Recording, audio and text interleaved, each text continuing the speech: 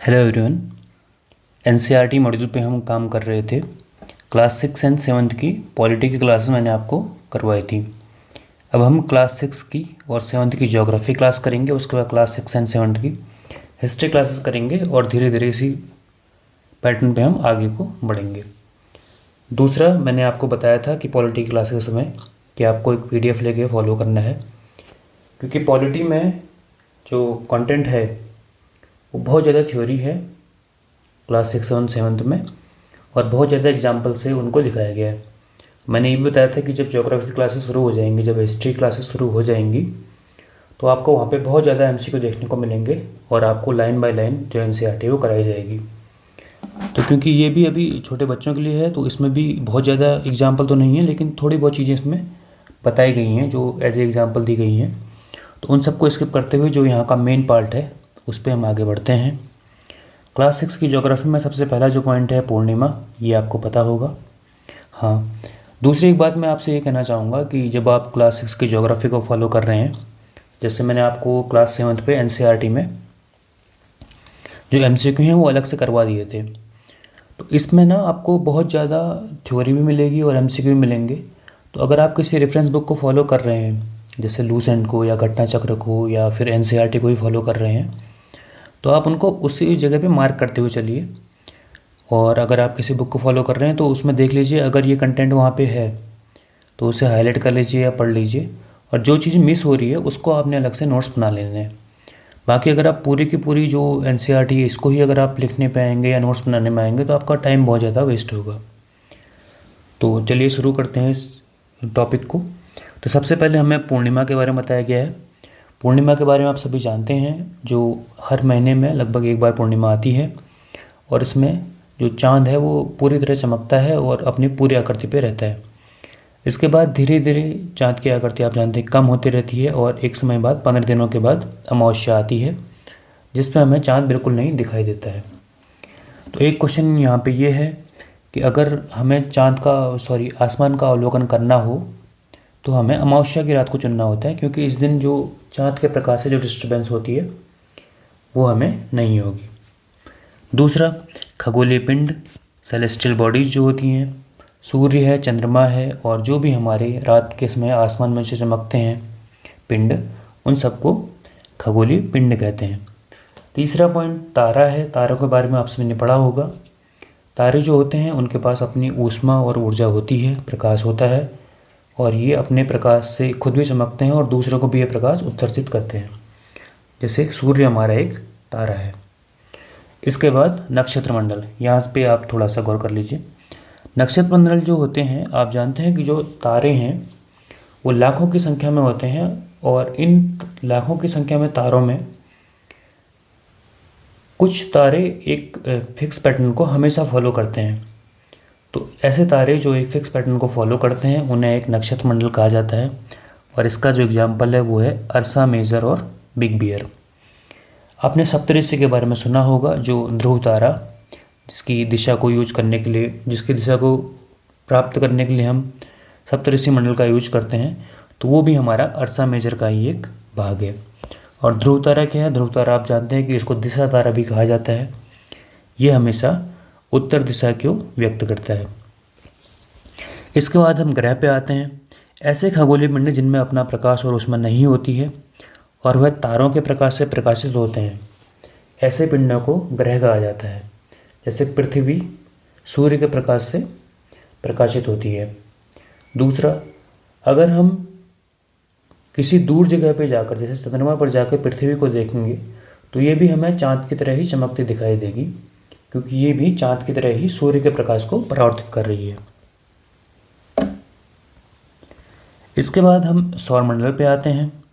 एक पॉइंट यहाँ पे उपग्रह के बारे में लिखा गया है। देखिए, उपग्रह आप जानते हैं ग्रहों के जो चक्कर लगाते हैं उनको उपग्रह कहते हैं, और ये हमारी पृथ्वी के चारों ओर जो चक्कर लगाता है उसको चंद्रमा कहते हैं। यह एक प्राकृतिक उपग्रह है। दूसरे जो उपग्रहों के प्रकार होते हैं वो मैनमेड उपग्रह होते हैं या मानव निर्मित उपग्रह होते हैं। इनको मानव के द्वारा बनाया गया और ये पृथ्वी का चक्कर लगाते हैं। इसके बाद जो अगला टॉपिक है वो सौरमंडल है। सौरमंडल में सूर्य, उसके 8 ग्रह, ग्रहों के उपग्रह और अन्य जो भी खगोलीय पिंड हैं जैसे मेटेरॉइड्स हैं, एस्ट्रॉयड हैं, क्षुद्र ग्रह, उल्कापिंड, ये सब मिलकर सौरमंडल का निर्माण करते हैं। तो सबसे पहले पॉइंट हमारा सूर्य है। सूर्य आप जानते हैं कि सूर्य एक तारा है जो सौरमंडल के केंद्र पर स्थित होता है। यह बहुत बड़ा है, इसके अंदर गैसें हैं और इसके अंदर जो भी हाइड्रोजन, हीलियम की जो भी हमारी रासायनिक अभिक्रियाएँ होती हैं उसके माध्यम से हमें ऊर्जा और ऊष्मा दोनों प्राप्त होती हैं। और सूर्य से जो हमारी दूरी है वो लगभग 15 करोड़ किलोमीटर दूर है। देखिए यहाँ पे अभी मैं प्रॉपर एनसीईआरटी को लाइन बाय लाइन ही करवा रहा हूँ, वरना सूर्य के बारे में पढ़ने के लिए, सूर्य के गैसों के बारे में पढ़ने के लिए, अंदर जो फ्यूजन होता है, फ्यूजन होता है, उस तरह की चीज़ों पे हम आगे जाके जब हम साइंस में पढ़ेंगे तब आगे करवाएंगे। बाकी अभी देखिए एक बेसिक एनसीईआरटी चल रही है, एक बार आप इनको देखते रहिए और यहाँ से जो भी एमसीक्यू बनते हैं उसको मैं आगे आपको प्रोवाइड कर दूँगा। दूसरा ग्रह है, तो ग्रह आप जानते हैं कि 8 ग्रह हैं। इसमें एक पॉइंट यहाँ पे मैं और ऐड करना चाहूँगा, बहुत बार प्लूटो को, जो नवा ग्रह है, उसको बहुत बार बाहर लिया जाता है फिर अंदर लिया जाता है। अभी की जो कंडीशन है उसमें जो करंट अफेयर के थ्रू उसमें प्लूटो को ग्रह शामिल कर लिया गया है।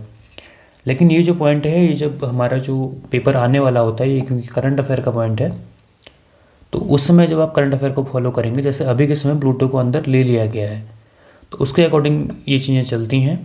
बाकी क्योंकि ऐसा क्वेश्चन आता नहीं है, बट एक बार ये एनसीईआरटी में लिखा हुआ है तो हम इसको बस खाली देखते हुए आगे बढ़ रहे हैं।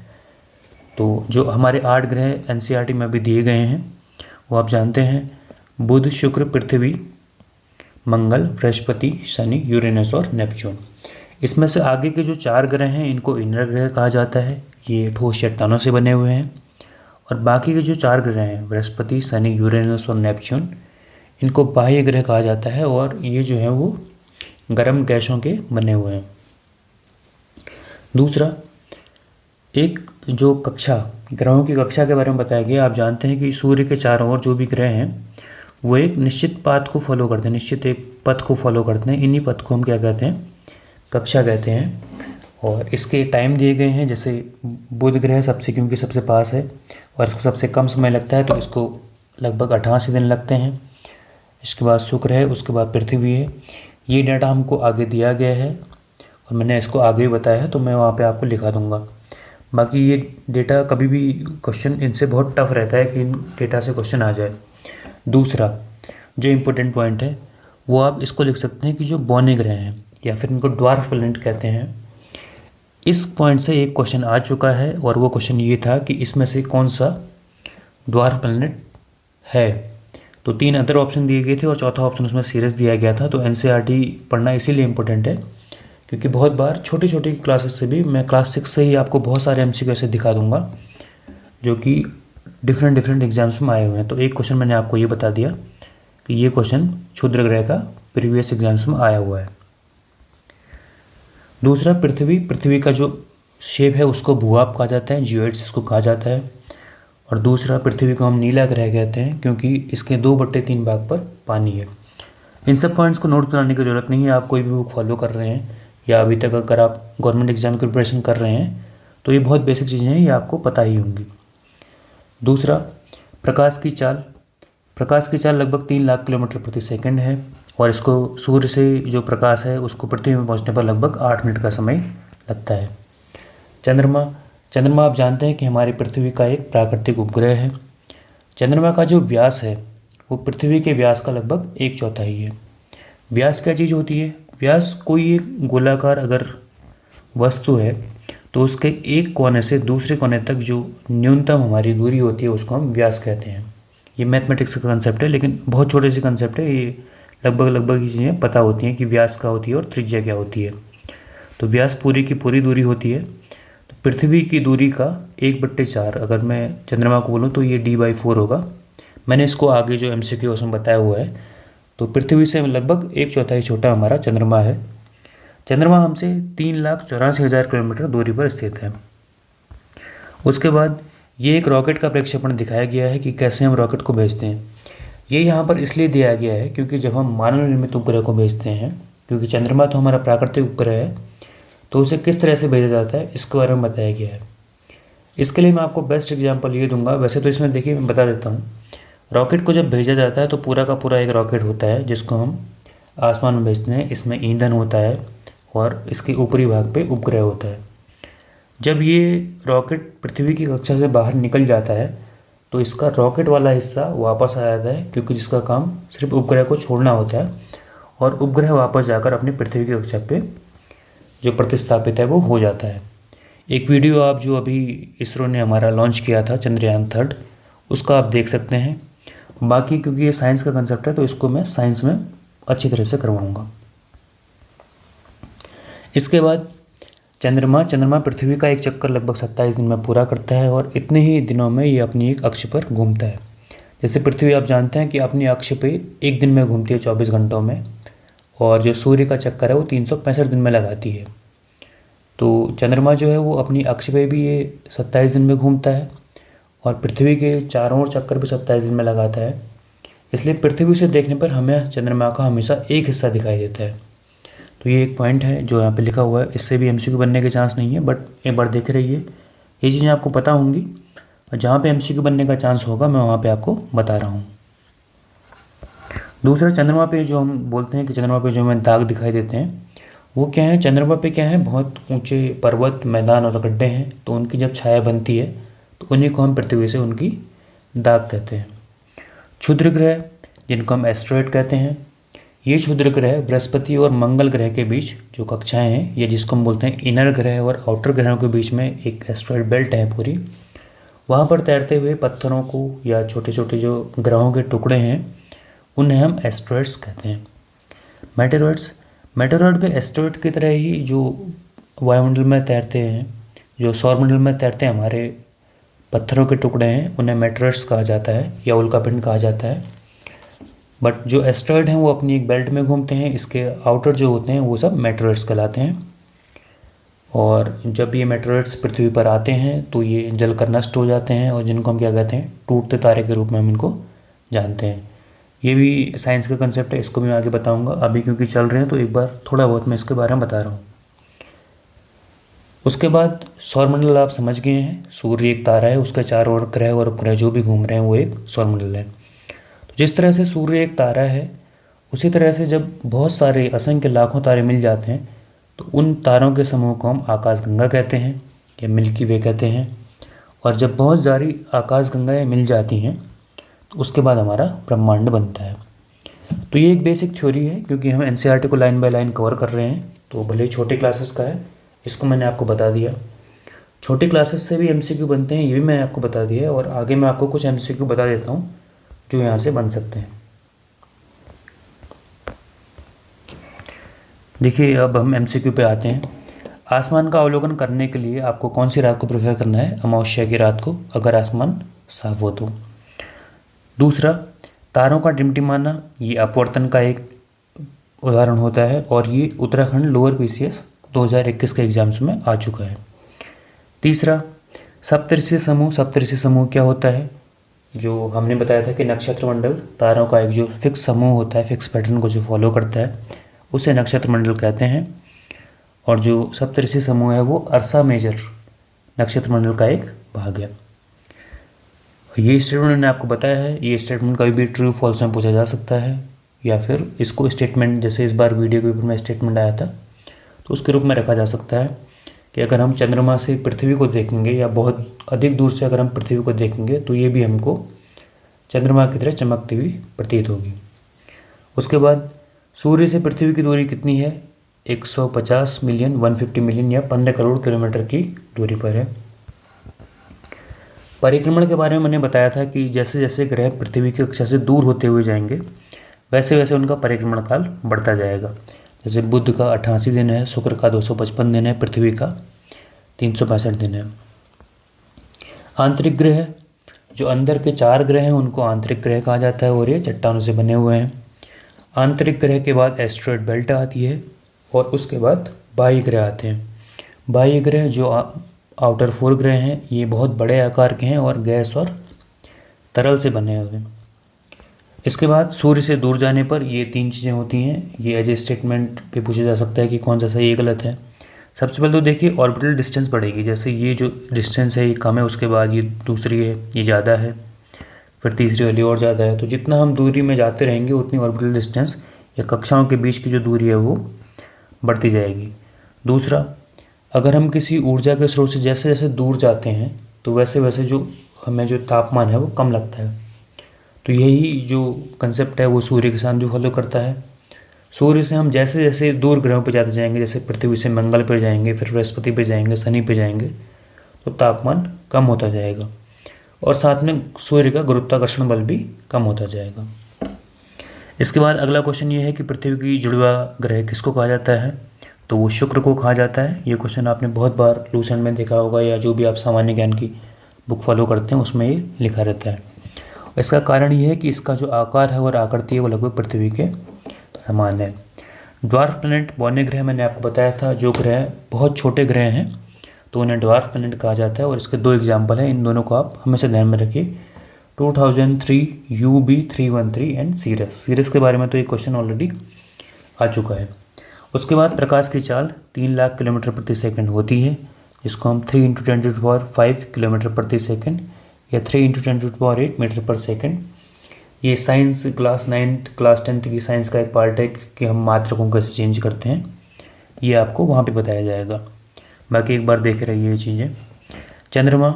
चंद्रमा का व्यास पृथ्वी के व्यास का 1/4 है। व्यास मैंने आपको बताया कि एक गोलाकार पिंड की एक कोने से दूसरे कोने तक की जो न्यूनतम दूरी होती है उसको हम व्यास कहते हैं। तो जो चंद्रमा का आकार है वो पृथ्वी के आकार का लगभग 1/4 ही है। जो पृथ्वी की जो व्यास है वो 12,756 किलोमीटर है, तो चंद्रमा का कितना हो जाएगा? इसका 1/4। तो उस 1/4 को आपको निकाल के आप कमेंट बॉक्स पे लिख सकते हैं। चंद्रमा से पृथ्वी की दूरी 3,84,400 किलोमीटर है। चंद्रमा से पृथ्वी तक प्रकाश पहुंचने में लगा समय, जैसे सूर्य से जो पृथ्वी में प्रकाश पहुंचने में लगा समय कितना है? 8 सेकंड है। तो चंद्रमा से पृथ्वी तक पहुंचने में जो लगा समय है वो 1 × 1/4 सेकंड या 1 मिनट 15 सेकंड ये आपको लगेगा। चंद्रमा द्वारा पृथ्वी का एक चक्कर लगाना और अपने अक्ष में घूमना 27 दिन 8 घंटे में होता है, ये मैंने आपको आगे बता दिया है। चंद्रमा पर वायुमंडल नहीं है, तो इसलिए दिन में ये पूरी तरह गर्म होता है और रात में पूरी तरह ठंडा हो जाता है। पृथ्वी में क्या है? वायुमंडल है, इसलिए दिन में ये ऊष्मा को अवशोषित करता है और रात के समय धीरे धीरे ये ऊष्मा को छोड़ता है। तो तापमान में जो परिवर्तन होता है वो अचानक नहीं होता है, लेकिन चंद्रमा पे जो तापमान में परिवर्तन है वो बहुत अचानक होता है। दिन के समय बहुत तेज़ गर्म होता है और रात के समय बहुत तेज़ ठंडा होता है, क्योंकि यहाँ पे वातावरण नहीं है। चंद्रमा पे दाग जो लगते हैं वो मैंने आपको बता दिया। चंद्रमा के सतह पर बड़े बड़े पहाड़ और जो गड्ढे हैं और उनकी जो छाया बनती है उनको हम क्या कहते हैं? चंद्रमा पर दाग कहते हैं। इसके बाद हमने उपग्रह पढ़ा था। उपग्रह क्या है? सैटेलाइट्स हैं। ये 2 तरह की होती हैं, नेचुरल और मैनमेड। नेचुरल जैसे हमारा चंद्रमा है। मैनमेड के बारे में वहाँ पे लिखा हुआ है। मैनमेड से देखिए ये चीज़ें NCERT बुक्स पे नहीं है, बट इस तरह से चीज़ों को किया जाता है, ये मैंने आपको बता दिया है। विश्व का प्रथम उपग्रह, अब ये सामान्य सी बात है कि मानव निर्मित उपग्रह की बात हो रही है। तो ये स्पुतनिक 1 था, जिसको सोवियत संघ ने 4 अक्टूबर 1957 को छोड़ा था। भारत का प्रथम उपग्रह आर्यभट्ट था, जिसको 19 अप्रैल 1975 को कॉस्मोस 3M रॉकेट से छोड़ा गया था। तो ये कुछ पॉइंट होते हैं जो हमको NCERT पे ज़्यादा कवर करने होते हैं। क्षुद्र ग्रह मैंने आपको बता दी, जो एस्ट्रॉयड बेल्ट है वो मंगल और बृहस्पति ग्रह की कक्षाओं के बीच में है और ये भी सूर्य के चारों ओर परिक्रमण करते हैं। उल्कापिंड सूर्य के चारों ओर परिक्रमण करते हुए पत्थरों के छोटे छोटे टुकड़े हैं, जो कि पृथ्वी की ओर आने पर टूटते तारे, जो पृथ्वी के जो वायुमंडल से घर्षण कर जल जाते हैं, तो ये टूटते तारे कहलाते हैं। ये भी साइंस का कंसेप्ट है, ये आगे क्लास 9th की बुक में है, तो ये एक बार वहाँ पे भी कवर हो जाएगा। उसके बाद ये एक वेन डायग्राम है कि ब्रह्मांड के अंदर आकाशगंगा आती है, आकाशगंगा के अंदर सौरमंडल आती है, सौरमंडल के अंदर पृथ्वी आता है। तो इस पर आप एक बार नज़र मार रही है। इसके बाद एक NCERT में बुलेट पॉइंट में लिखा हुआ है कि 3 ऐसे ग्रह हैं जिनके चारों ओर छल्ले हैं। ये छल्ले आप समझते हैं कि अगर ये ग्रह है तो इसके चारों ओर इस तरह से छल्ला होता है। तो वो ग्रह हैं बृहस्पति, शनि और यूरेनस। इनके चारों ओर क्या हैं? छल्ले हैं। इसके बाद एक पॉइंट NCERT में ये दिया गया है कि नील आर्मस्ट्रॉन्ग, आपने इनका नाम जरूर सुना होगा, ये चाँद पर गए हुए प्रथम व्यक्ति थे और ये 21 जुलाई 1969 को गए हुए थे। तो अब इस पॉइंट पे थोड़ा सा एक बार नज़र मार लेते हैं कि यहाँ से और क्या क्वेश्चन बन सकते हैं। जैसे ये जो नील आर्मस्ट्रांग है ये अपोलो 11 मिशन पे गए हुए थे। जैसे भारत ने अभी चंद्रयान 3 मिशन छोड़ा है, तो ये अपोलो 11 मिशन पे गए हुए थे। इसमें जो हमारा रॉकेट यूज हुआ था उसका नाम सैटर्न 5 था, और ये Kennedy space centre Florida NASA से इसमें लॉन्च किया था। इसमें जो मेंबर थे, जब भी आप नील आर्मस्ट्रांग की फ़ोटो जब आप सर्च करेंगे तो आपको 3 लोग वहाँ पे दिखाई देंगे। आप गूगल पे इसको सर्च कर सकते हैं।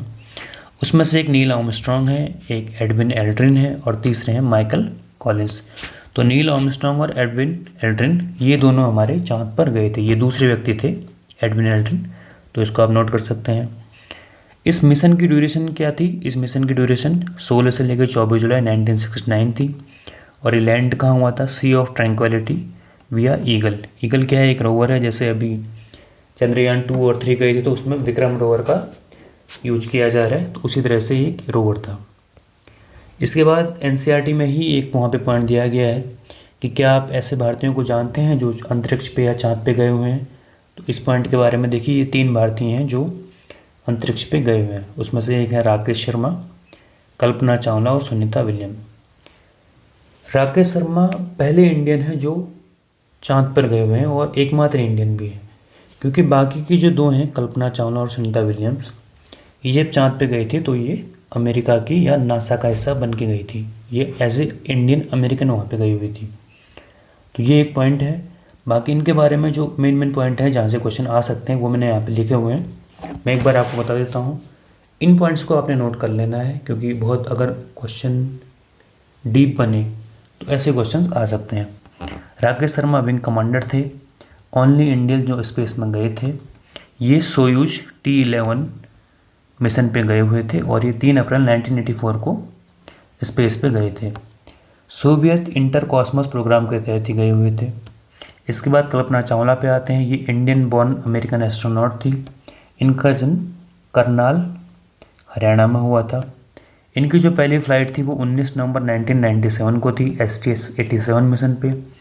और जो सेकंड एंड लास्ट फ्लाइट थी, आप जो जानते हैं कोलंबिया डिजास्टर हुआ था, उसमें 7 क्रू मेंबर्स की पृथ्वी की ओर वापस लौटते समय मृत्यु हो गई थी। तो ये सेकंड और लास्ट इनकी फ़्लाइट थी।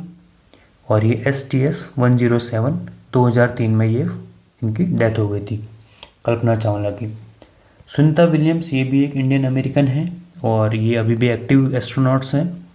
इनकी जो फर्स्ट फ्लाइट थी वो 9 दिसंबर 2006 को हुई थी STS-116 मिशन के तहत। बाकी देखिए, यहाँ पे एक पॉइंट है कि सुनीता विलियम्स के बारे में बहुत जगह ये लिखा हुआ है कि बहुत लंबी, सबसे लंबी स्पेस वॉक जो किसी वुमेन ने की है या किसी अदर पर्सन ने की है।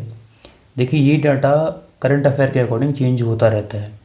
तो ये क्वेश्चन आपको तभी मिलेगा जब करंट अफेयर में किसी अदर वुमेन ने जो स्पेस वॉक है जो इनसे ज़्यादा कर ली हो।